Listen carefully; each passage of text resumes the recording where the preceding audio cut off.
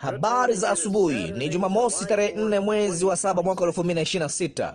Huyu ni ndugu David Erickson kutoka Jeffersonville, Indiana.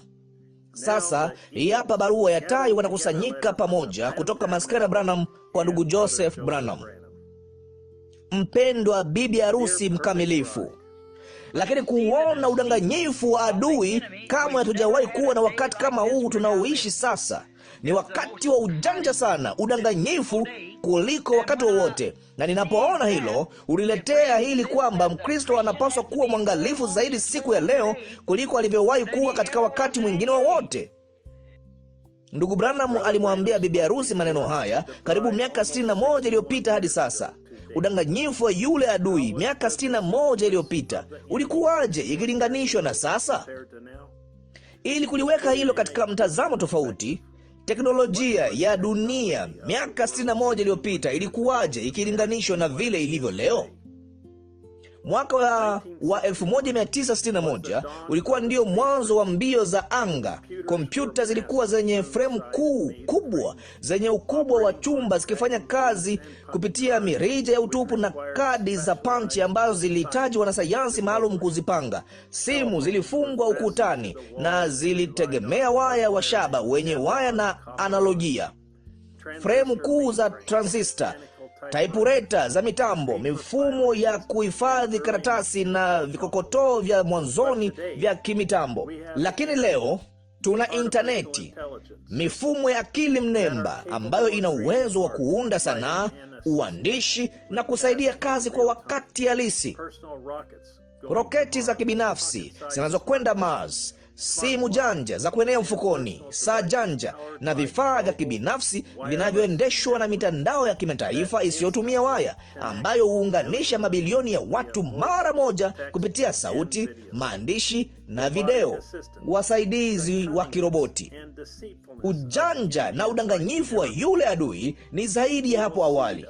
Uzao mwovu wa Shetani uko katika kukomaa kukamilifu na umeunda Edeni ya Shetani. Bali wakati huo Mungu anaye bibi harusi ambaye yuko katika kukomaa kukamilifu, uzao wake wa kifalme ambao umejiweka wenyewe tayari kwa kukaa katika uwepo wa mwanawe, neno lake, sauti yake. Mungu yeye alijua ilitakiwa aandae njia ya kumdumisha bibi harusi wake katika wakati huu wa udanganyifu na mwovu, njia kamilifu ambayo hawangehitaji kushangaa, kukisia au kuchukua neno la mtu yeyote kwa neno la kweli lisilogoshiwa. Yeye alijua wangehitaji kuisikia wao wenyewe sauti ya Mungu, kwa sababu yeye alituonya kwamba itafanana sana kiasi kwamba ingewadanganya walio wateule. Kama yamkini watu wangeweza kupakwa mafuta, wajazwe na Roho Mtakatifu na wawe wa uongo, ilibidi aandae njia. Kwa hivyo akatengeneza njia kamilifu kwa ajili ya bibi harusi wake, ambayo ingeonekana haiwezekani wakati yeye alipoanza kuirekodi sauti yake mwaka wa 1947, kwamba kwa ncha ya kidole chao ulimwengu ungeweza kusikia wao wenyewe kila neno yeye alilosema, hata katika lugha yao wenyewe. Hakungekuwa na maswali, kushangaa. Wao wangeweza kusikia Bwana asema hivi wao wenyewe. Yeye hata ametengeneza njia ambayo angeweza kumuunganisha bibi harusi wake kote ulimwenguni ili kuisikia sauti yake wote kwa wakati mmoja, ili waweze kuwa katika nia moja, kwa umoja, wakimsikia yeye akinena. Ilibidi yeye amchukue mjumbe wake, bali yeye aliacha sauti yake, neno lake kamilifu kwa ajili ya bibi harusi wake mkamilifu. Kwa kuisikia na kudumu na sauti yake, angejua wao hawawezi kudanganywa. Na ndilo hili hapa. Hivyo ndivyo ambavyo Mungu huliimarisha kanisa lake. Kila neno kwa jinsi yake. Mtu hataishi kwa mkate tu, bali kwa kila neno linalotoka kinywani mwa Mungu. Tunajua huku ni kuamini kila neno ambalo Roho Mtakatifu asemalo. Bali kwangu mimi ninayo heshima kubwa zaidi ambayo mwanadamu amewahi kupewa. Ninaweza kusikia kwa masikio yangu sauti halisi ikinena kila neno linalotoka kinywani mwa Mungu. Hakuna njia nyingine kwangu mimi. Mungu ametoa njia nyingi za kuwaokoa watoto wake, bali kwangu mimi Mungu ameiandaa njia kamilifu ya kumkamilisha bibi harusi wake. Leo Shetani anafasiri vibaya sehemu ya andiko linalohusu siku hii.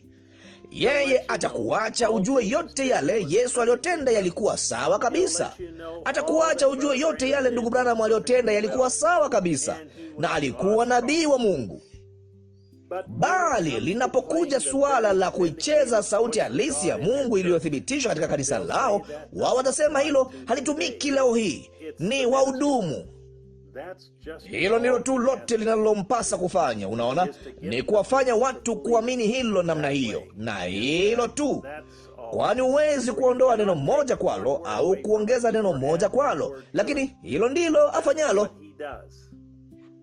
Kiongozi wako wa kiroho anawekea mkazo nini kanisani mwako? Ni sauti gani iliyo muhimu zaidi ambayo bibi harusi hana budi kuisikia leo? Unaweza tu kuwa na kimoja kikuu: sauti ya wahudumu; sauti ya Mungu iliyo kwenye kanda. Kila mbegu lazima izae kwa jinsi yake. Hivyo ndivyo ambavyo Mungu aliimarisha Edeni yake. Mimi sipingi wahudumu kuhudumu.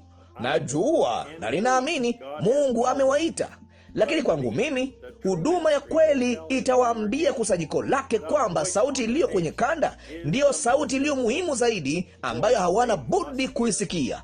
Kwa hivyo, yawabidi wazicheze kanda kanisani mwao, kwani ndiyo sauti kuu.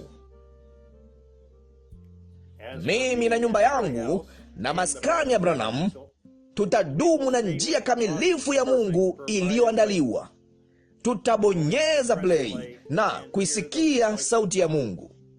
Ningependa kualika ulimwengu mzima uje kuungana nasi kuisikia sauti hiyo Jumapili hii saa 6 mchana masaa ya Jeffersonville, ni saa 1 jioni Afrika Mashariki, tunapoungana kwa mara nyingine tena kwenye njia yake iliyoandaliwa aliyoichagua kwa ajili ya siku hii.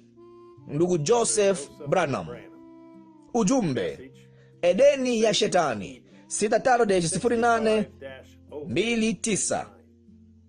Maandiko ya kusoma kabla ya kuusikia ujumbe: Timotheo wa pili sura 3 mstari wa 1 hadi wa 9.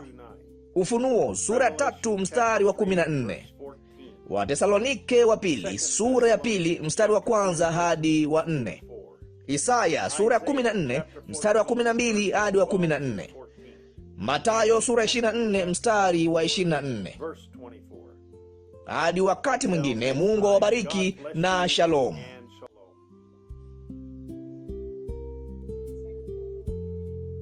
Anwani za kusikiliza kanda moja kwa moja katika maskani ya Branham, za kupokea barua moja kwa moja kwenye WhatsApp, na maswali ya kila mwezi ya kanda.